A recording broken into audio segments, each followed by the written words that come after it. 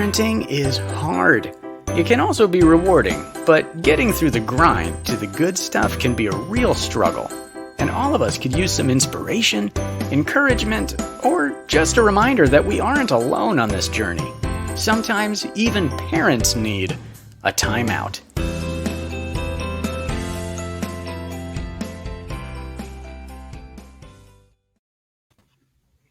Hi, parents. Welcome to Parents Time Out. My name's Kim Botto. I lead Kids Club at Crossroads, and I'm a mom and a grandma. And I can hear my friends laughing in the background. Tonight, we're going to be talking about gratitude. And this is the time during the week where we, as parents, just take a break, just sit down, learn from other parents, share ideas. And I'm so happy that I have two of my very, very, very good friends, Jason Eads and Don Webb. You thought we couldn't hear you back there, could we? We can hear you. We found out. That was all done. You found out.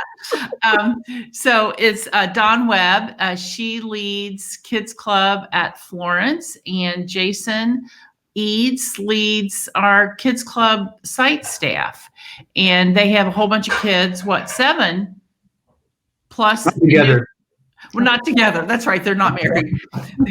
Jason has 3, Dawn has 4. And tonight, we're going to talk about sometimes our kids aren't very grateful. And actually, the 3 of us were just talking about sometimes we're not very grateful either. So we're going to talk about how to raise more grateful kids. But before we get started, Jason, why don't you tell us a little bit about yourself? So three girls. They're 2nd, 3rd, and 4th grade. 2 came to us actually through adoption. 1 is biological, and we have two dogs now. We have a puppy that got added to the family this summer, which is a lot like having like a brand new little baby in some ways, because I've lost some sleep in like the last few months, but she's fun. So yeah, we that's us. Yep, Tonks. It's the new dog. That's Tonks. That's right. Dawn? I'm Dawn. I've been married to Tate. In December will be 28 years that we've been married. And I have 4 kids. Maddie, my oldest, just got married in September. And so I have a son-in-law now too, Frank. And then I have Abby and Lindy, who are at college. And then my baby is Sam, who is a junior in high school. And then my real baby is Oscar, who is our dog who always gets in trouble. And also Ginger, an old dog. So that's us. And I work at Crossroads Florence. Yeah, and Oscar eats everything. And Dawn sometimes sends us pictures of that, which is kind of... I'll put it in the Sorry. He's amazing intestines. Okay, you guys, so we're talking about how you raise grateful kids. So how about if we start out by talking about something that each of us are thankful for? And parents, if you're watching, go ahead and let's get in the mood, and we'd love to hear from you what you're thankful for. So Jason and Dawn, what are you thankful for? Ladies first, Dawn. Go for it. I know. Oh, okay. Ladies first. I feel like I have so many things to be thankful for. My family. I always go right to family just because I've been so blessed with my husband and my kids and then friends. And so just in a time like this, to not feel alone, but to have friends I can call on and family. And you guys, I'm thankful for you guys. I have such a great work team. So lots that I'm thankful for sure.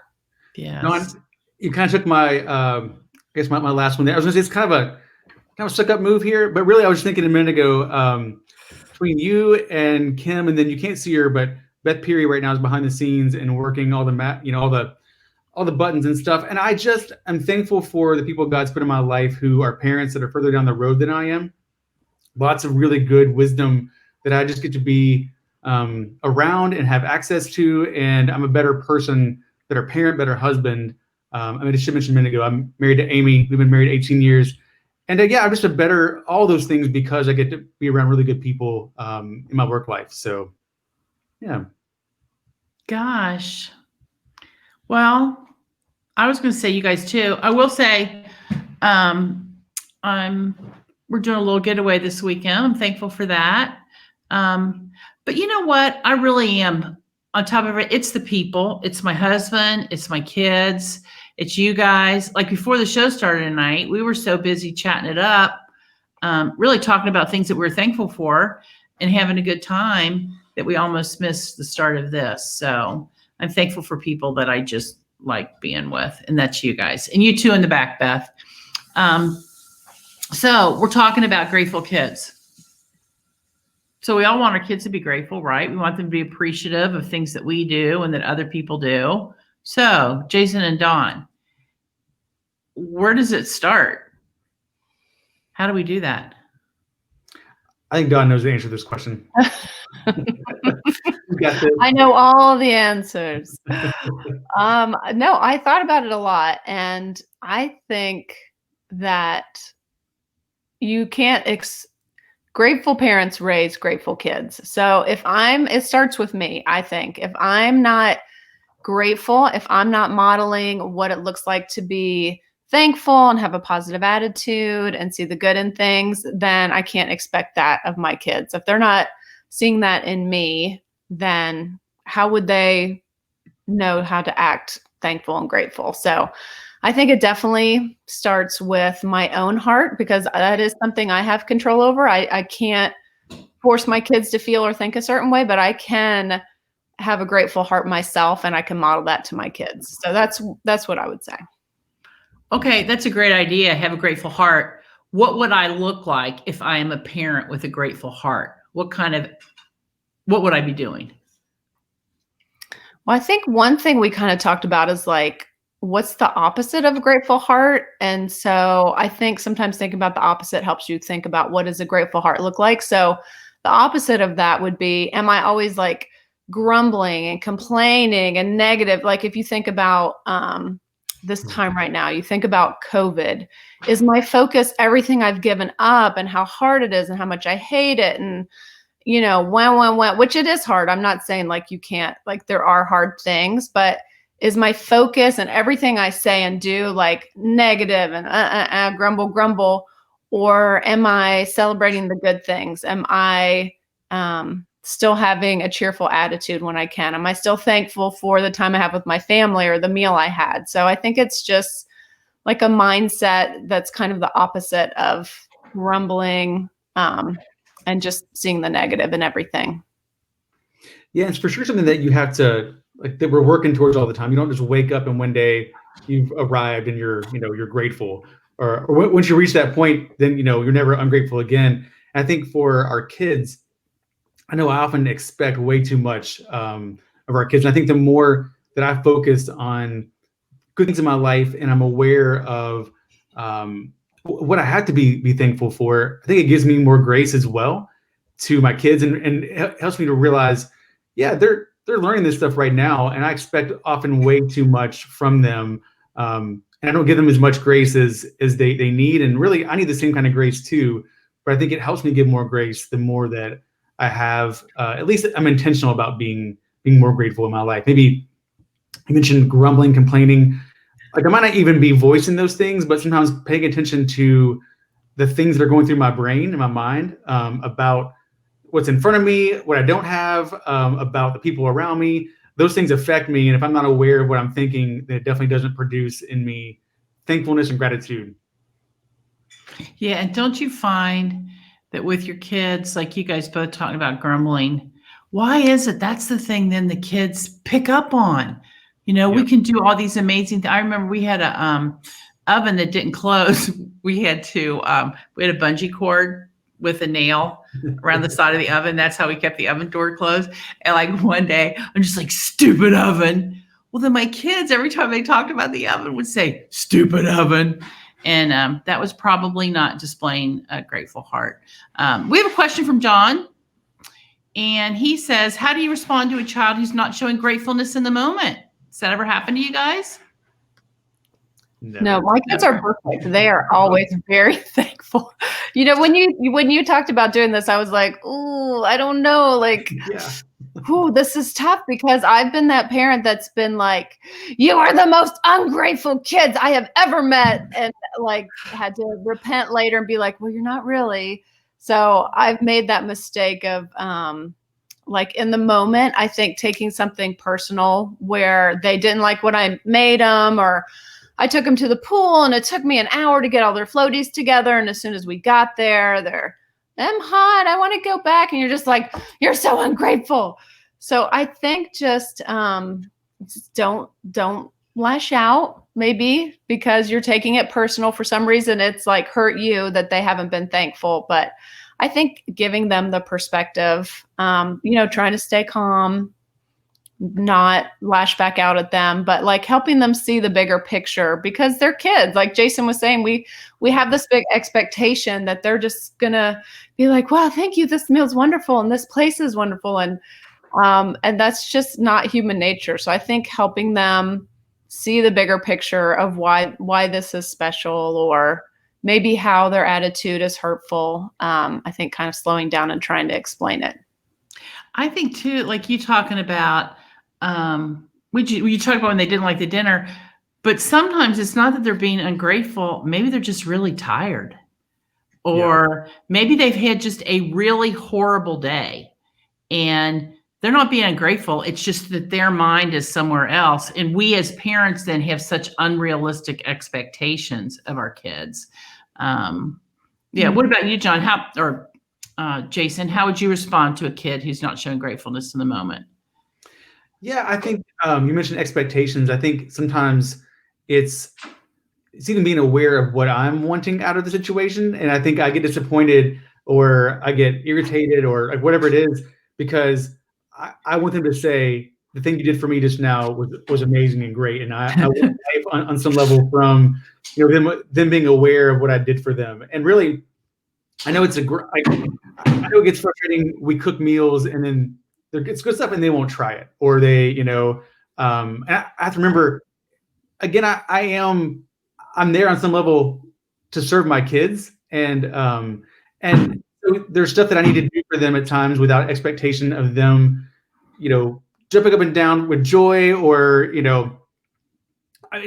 that's just not. And if I'm being honest, that's not my response most of the time either. Right. And so, but yeah, I think I often expect way too much from them because I want something in return. Like I need something from them that really I shouldn't be getting from them anyway. It's not. It might feel good. I'm not saying that I don't ever want my kids to be grateful toward me, but on some deeper level, I'm trying to get something from them that really that's not their job to give me. So right, and it might even be that what we want from them is we want us to look better in front of our friends. Yes. It is. Sometimes it's like, like if my kids happen to use manners, or they happen to say all the right things at the right time, it really makes me like I'm doing the thing, and or if other kids don't, I get some weird kind of life out of that I take credit for something that really it's not mine to take credit for. Or I don't know. It's weird. It feeds in that whole comparison, just vein of stuff that's just not good for you. That's right. That's great. Thanks, guys. We have a question from Erin. She said, what's the biggest mistake parents make in trying to raise grateful kids?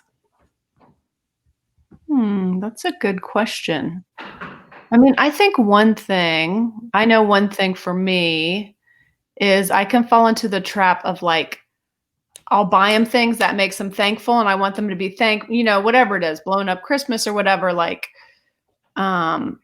expecting them to like be so thankful for everything I buy them, instead of really teaching them, like, then I feel like I'm just feeding that monster of I need things to make me happy, and then I'll say thank you for that. And I think generosity is bigger than that. Beyond things like, how do I teach my kids to be thankful for memories that we have together, or for people in their life, or for experiences, or for their teachers, or just the ability to have an education. So I would say, like, going beyond just giving your kids things and expecting them to say thank you, like, how do you give them a wider perspective of gratitude? Well, and studies have shown actually that giving your kids everything they want, everything they ask for, like constantly giving, makes them, instead of making them more grateful, makes them less grateful, because then they just come to expect these things. And then all of a sudden, it's not special. Like I look at my my son's family, they only do desserts on Friday when they do the Sabbath. That's it. Desserts are a huge big deal for them. They can't wait till Friday. And sometimes all it is 4 chocolate chips and an almond. But if they got dessert every night, they wouldn't be very thankful for that. So that's good. What about, you talked about, go ahead, Jason.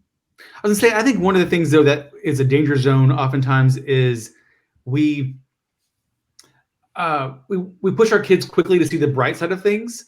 We don't let them actually experience disappointment in the moment, or like I know Brene Brown talks about, well, at least, so and so, like you try to at least somebody. And I think in trying to help our kids be thankful, there is a tension sometimes of letting them sit in that space of acknowledging what they're feeling and helping them to understand it's okay to feel that way. And on the other side, there is a different, Don mentioned a minute ago about perspective. It's those chances then, I think, when they sit in those places of feeling, then it helps them be open to a wider perspective and they can see things from a different point of view.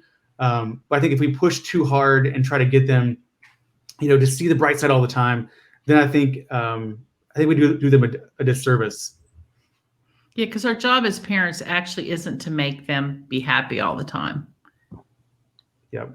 Because they're not going to be happy all the time. Dawn, you talked about stuff and, your kids being thankful for stuff. And so you try to get them to move beyond that. Like, how do you do that? Because especially with little kids, it's mainly going to be the tangible, concrete things that they will express thankfulness or gratitude for. So how do you get them to move beyond that?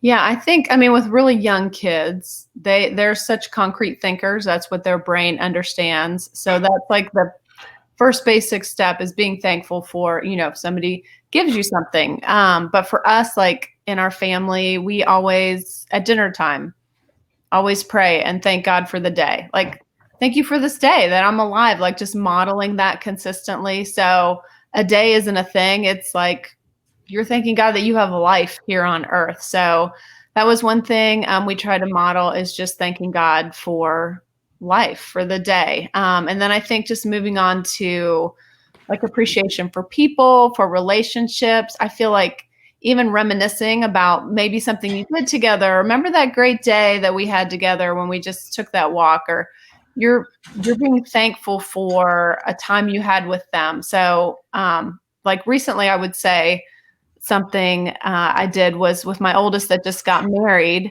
I was talking to her about when I first got married, and I was like grateful for the beginning of our marriage. Like, it was tough, and we had this little rundown apartment, and we were scraping by. I was just telling her how hard it was, but I was also expressing like, I'm so thankful. It's just the two of us. We had to depend on God. So even like sharing with her as a newlywed, like, I remember that being in that space and being newly married, and how, it was so tough, but like, I'm so thankful that because God like got us through that time. And so even like modeling for her, like how to be thankful for the struggles, I feel like is one way I try to communicate that to my kids. That's so good though, to talk to her, especially, being a sweet little newlywed. Let her know that things haven't been all awesome and rosy with you and Tate every moment of your marriage. Because I think a lot of people, especially at the beginning of your marriage, they think, oh, it's going to be great. And sometimes it's not. So yeah, be honest with our kids. That's good. Jason, I know you do some very practical things with your kids as far as thankfulness. Why don't you tell us about some of those and where you guys actually practice gratitude? Yeah, I think it's pretty, I know lots of families who do. Don mentioned, kind of highs and lows of the day. That's a chance for us at meal times to, like, we're all done with school and work, talk about what happened in our day. And oftentimes there's something there to be thankful for. I know sometimes we'll try things just like silly little games, like A to Z. Like let's think of something with every letter of the alphabet. What's something we can be thankful for today? Going on walks, like looking around, trying to figure out in different spaces and environments, like what's popping. I think we think kids know intuitively how to be thankful and how to be grateful, but it's not true. Like it's a skill that we have to grow in and learn. And I think the more that we can put them in different situations and broaden their perspectives and help them see different ways to be to be thankful, it just helps them learn. So yeah, I think those are a few of the things I think we've done before, like jumping jacks. I have one girl especially who's really active, and so jumping jacks, and like each time we do one, like what's something that we're thankful for. I know Thanksgiving. I'll say one more thing. I know people do different kinds of things, but we had these felt leaves that I bought on sale at Target one time, and we write every year. We'll write things all over it and like make a tree. We'll just put them somewhere in our kitchen, and it's something that during Thanksgiving time that we're. And I got to where we save them, so like I think they're somewhere in the house, but I've got written down, and so we can go back and look and see the things that they've said, and definitely has progressed from from toys to people. It's like there's other things now that they're starting to think about, but it is definitely a progression and a building process. Right, absolutely. Dawn, do you guys have any Thanksgiving traditions that encourage gratitude? We did a new one this year. I actually got it off of, it was something that Crossroads had posted, but we did communion together, and then we did lots of toasts with my kid. My younger kids obviously had grape juice, and we just like toasted, talked about the good things, the whatever we'd been through this year. And that was really fun. Like with teenagers, they felt, it just kind of engaged them in a different way. So that's what we did this past Thanksgiving. That was fun. Well, one thing, and Jason has led our team in this, where we do communion and do toast to God and just thank him for the different things that we're thankful for. And sometimes it's something small like the roasted almonds that are on the table, or things like our friend Beth, who's backstage. We thank God that she's cancer-free for 10 plus years. So yeah, I love that. Toast. We have another question from Erin, where she said, what could be the deeper reason for a child seeming to be ungrateful? You mentioned being tired. What else can we look for? I feel like when I think about it, so I feel like kids are just honest. Like as we get older, we start filtering what we say. So I would never just say, Kim, I really hated those tacos you made us. It just wasn't good. Like I would never say that. And they were delicious, the ones you made. But kids, I feel like it's a safe space at home. And so they just say however they're feeling. Like it's an honest reflection. And maybe they've never had a wider perspective to realize like, wow,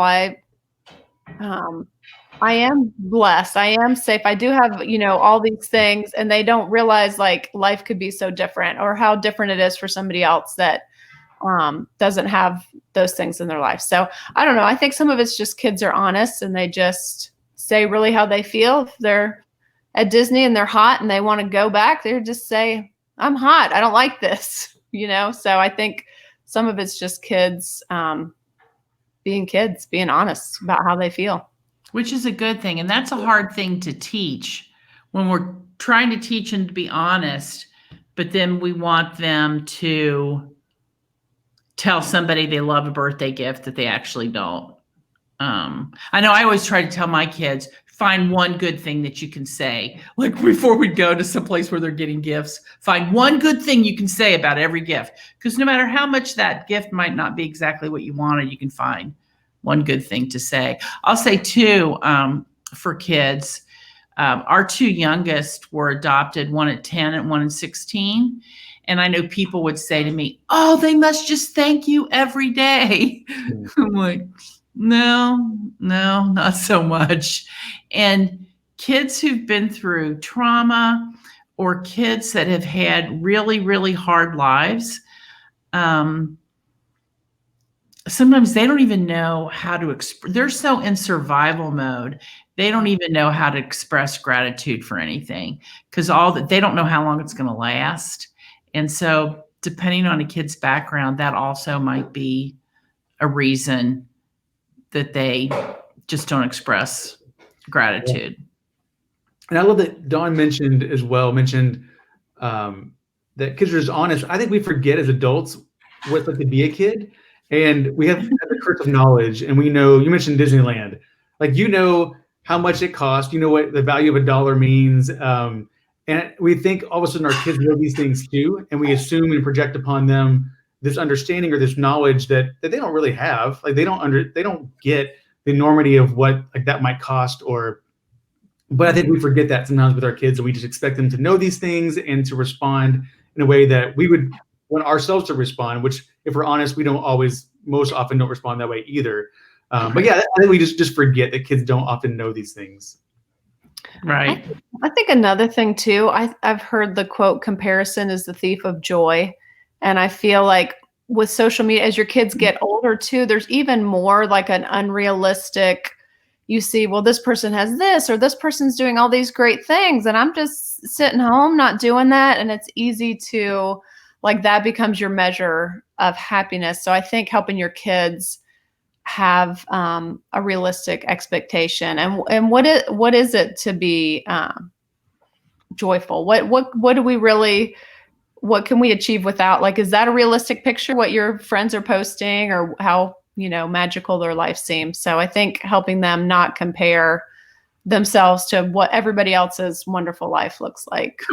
Right. I think we often assume the worst motive, that they're making a conscious choice to be ungrateful, when really that's what's presenting itself. It comes out as is it ingratitude? Like, I don't know the actual, but really, if you dig down deeper, I think it's a chance for us to figure out what were they thinking it was going to be like? What were they expecting? What do they have in their mind? Because kids don't often tell us what they expect, or what they're, walk into a situation that might be new. Like, we forget, again, like, we know what the thing looks like or what it feels like, but it could be a whole new situation for a kid. And I think it's a chance for us to dig deeper under the surface and really discover what's making them, like, what's causing this reaction, and to help them through that, because they often don't know, and we don't always prepare them well either. Like, I know I could do a lot better job preparing them to walk into a situation. You mentioned a minute ago, preparing them to help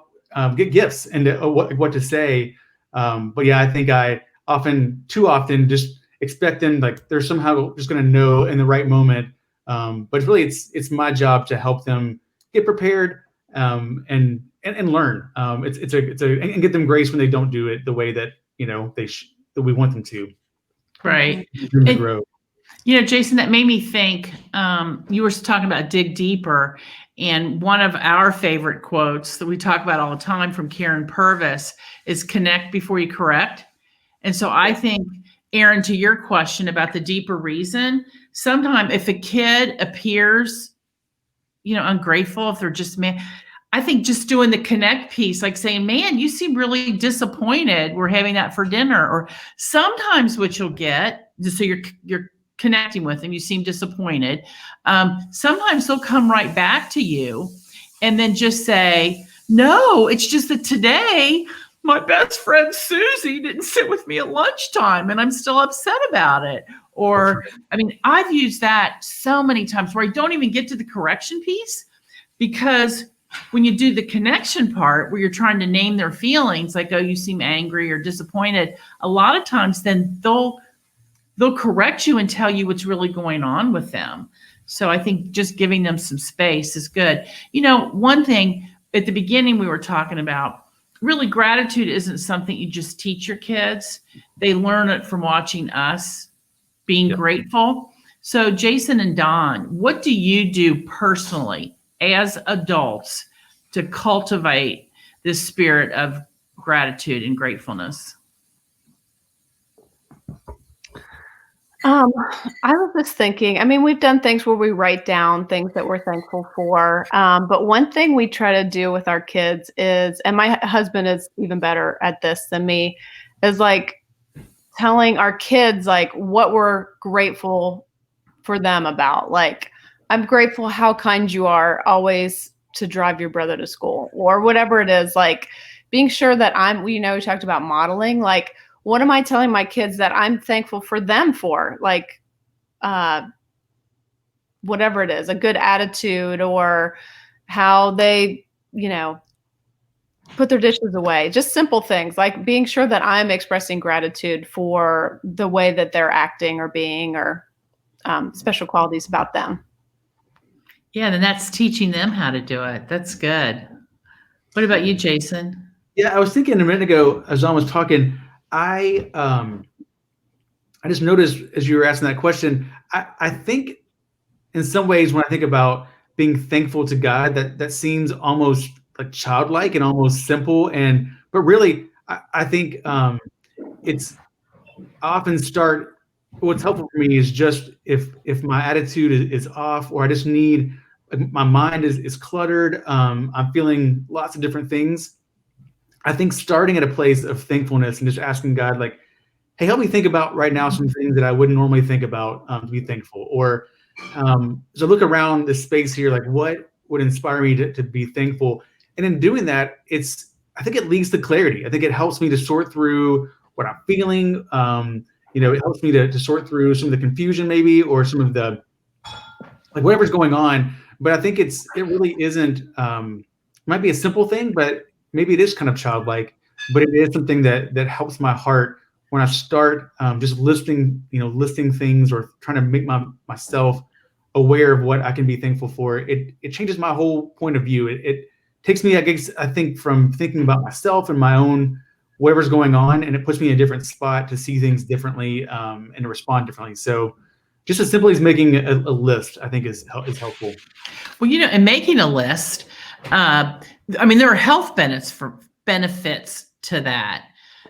They say there was a study where people kept gratitude journals. You just wrote down things you were thankful for 2 weeks. And after the end of 2 weeks, they found out that they were sleeping better and their blood pressure was lower. And I know in the midst of the pandemic, I've seen a lot of articles on people who are depressed. One of the things that secular therapists will say to do is to just write down things that you're thankful for, which to me, that's an act of worship. But just a gratitude journal is a great way to do that. Well, guys, we're at the end of our time, and thank you so much. I've learned, and you know what? It's just reminded me, today's been, just a busy, hard day. And I know when we got together later today, we just went around and said things we were thankful for, and my attitude changed. So because God has blessed me in so many ways.